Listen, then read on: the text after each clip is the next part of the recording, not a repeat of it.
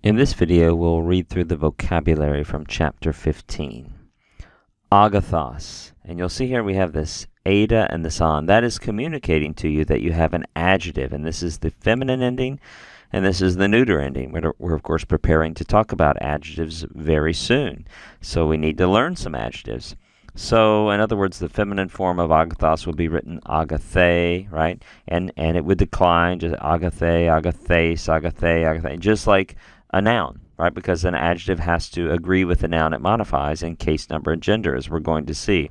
The adjective is like clothes that the noun wears, and the clothes need to fit.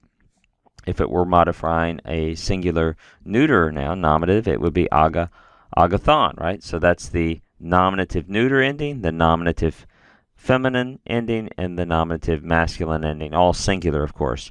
So, but you can just, if it's a regular noun like that, you can just memorize agathos and realize it's going to change. You don't have to say agathos, agathe, agathon. You can if you want.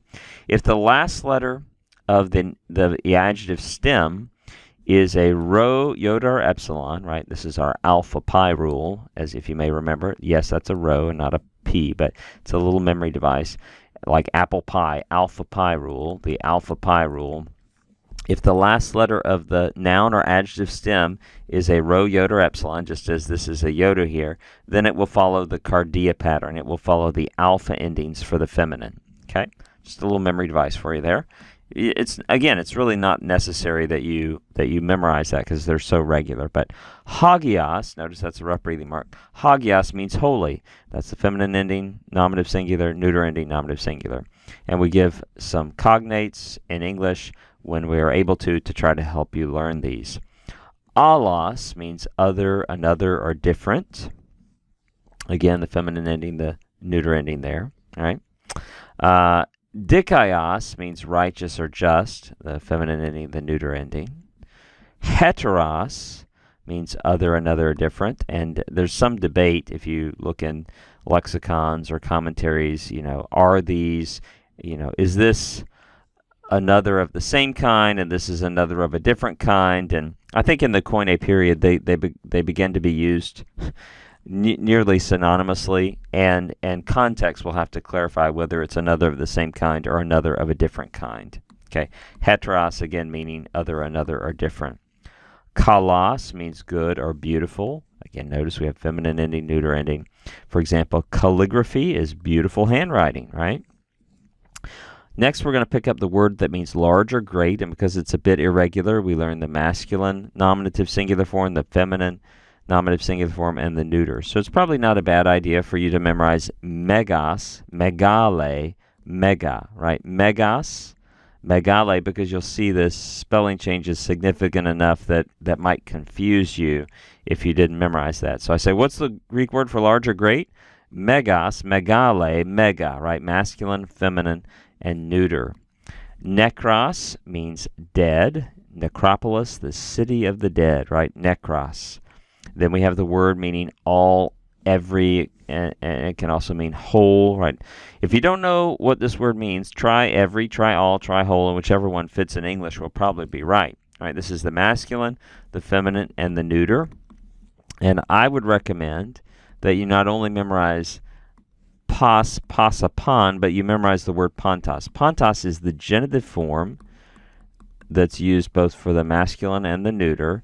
And we're doing that because in the masculine and in the neuter, it's following, you'll note, it's following third declension endings. We'll see this pattern with participles too. It's called a 3-1-3 pattern, right? A 3-1-3 pattern. Third declension, first declension, third declension, where the masculine and the neuter follow third declension and the feminine follows first declension. So why are we memorizing that pantos? Because we need the stem that the rest of the word builds off of in the masculine and the neuter. Bottom line, if I give you the English every, all, I would like you to be able to say pas upon, pantos. Hey, what is the Greek word for all, every, whole? Pas upon, pantos. So masculine, feminine, neuter, and then you're picking up that masculine genitive as well, so we get the stem that those third declensions build off of. Pistos means faithful or believing. There's the feminine ending, neuter ending. Again, this is the when the word changes quite a bit, we're giving you the masculine, the feminine, and the neuter. So it's probably not a bad idea to memorize palus, pale, palu, the Greek word meaning much, many, large. For example, polygon, a many-sided figure. So again, you're memorizing palus, pale, palu, masculine, feminine, and neuter. The Greek word, there's several, but this Greek word that means evil or wicked, paniros, right? Feminine ending, neuter ending. How about this? Noon, now, at present. You can say, hey, it's now noon, right? It sounds like the English word for the 12 noon, so that will maybe help you remember that. Pollen means again. One little memory device we've used for that is, if you're familiar with the American female politician Sarah Palin from Alaska. Her last name Palin looks like pollen, and it does seem like, even though it's been a long time since she ran for vice president, she seems, whenever you turn on the news, you're like, there she is again. There's some kind of new thing associated with her in the news. There she is again, right? Pollen. And then we have the little word meaning or then in Greek. Notice it is not hey, right? That with the rough breathing mark and no accent, that's the feminine article, the, right? But it is a, right? It is a with a smooth breathing mark and an acute accent there. A, meaning or than.